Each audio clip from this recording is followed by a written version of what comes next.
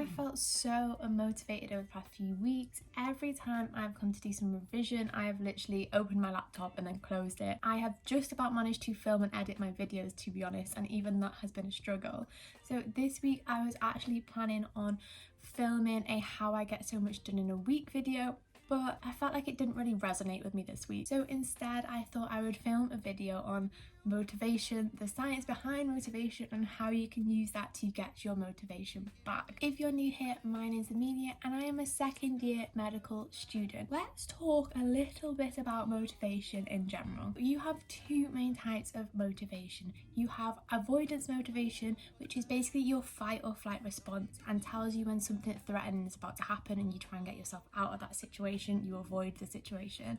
And then you have your approach motivation, which is the release of a neurotransmitter which tells you something you enjoy or a reward is about to happen. Approach motivation is a positive feedback loop, which basically means as one thing increases, another thing increases. For example, you have your emotions of wanting to experience a reward, and then that leads to the increase of neurotransmission.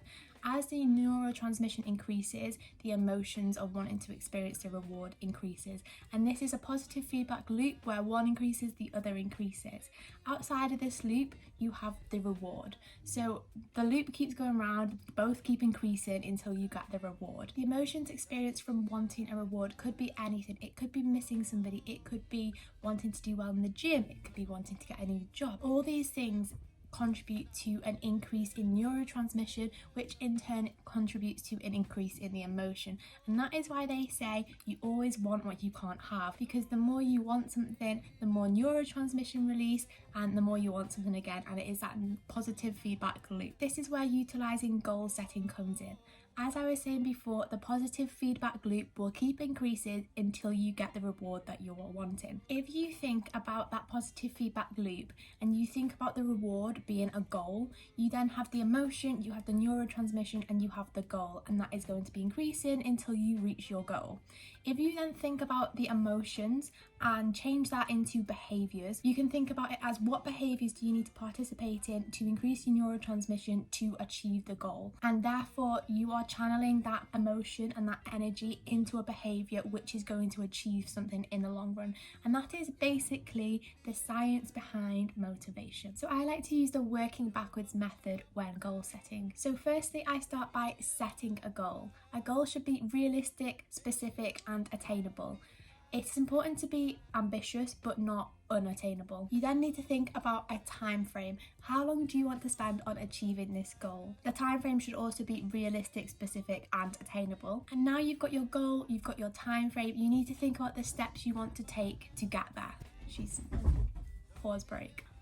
Okay, so what steps are you going to take to get to your goal that you want to achieve in X amount of time? Are these steps going to be week by week? Are they going to be day by day?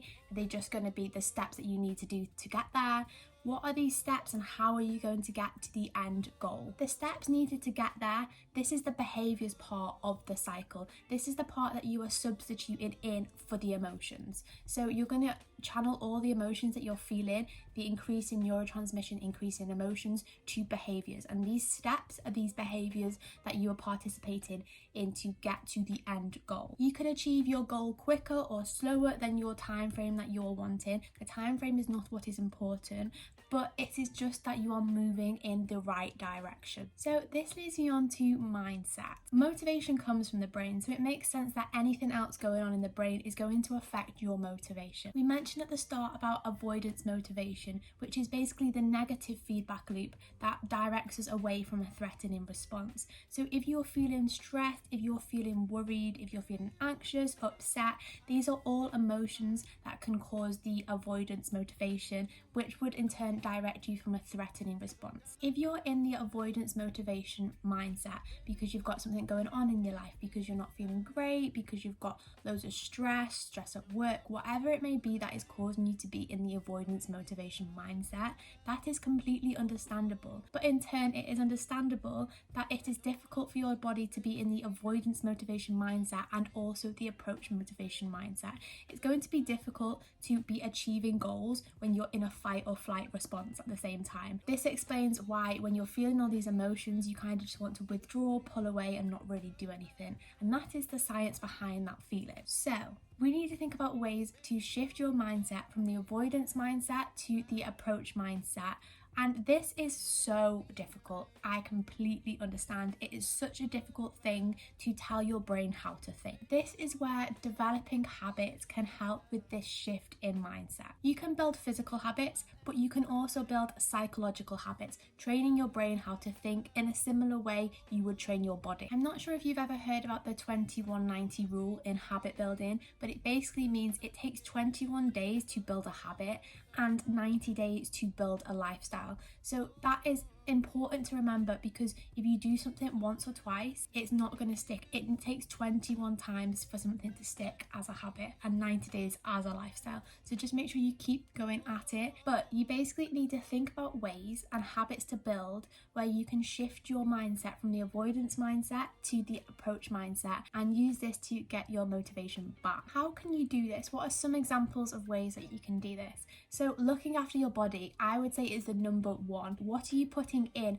What are you taking out? Are you drinking enough? Are you eating healthily? Are you exercising regularly? Are you going outside enough? Are you getting vitamin D? All the things that are going on in your body, you need to look after your body to start with. Looking at your focus, so things like journaling or practicing gratitude in the morning, or even just starting out with the small wins. So instead of looking at a massive time frame of what you want to achieve, thinking about breaking them up into smaller wins, so you're getting that neurotransmission hit more regular and it's more rewarding and you're wanting to participate in that behavior more often. These are all ways that you can utilize in order to get your motivation back and get you back on the journey to where you want to go. So I think that's it. I think I'm going to take some of my own advice as well, and I will let you know how it goes.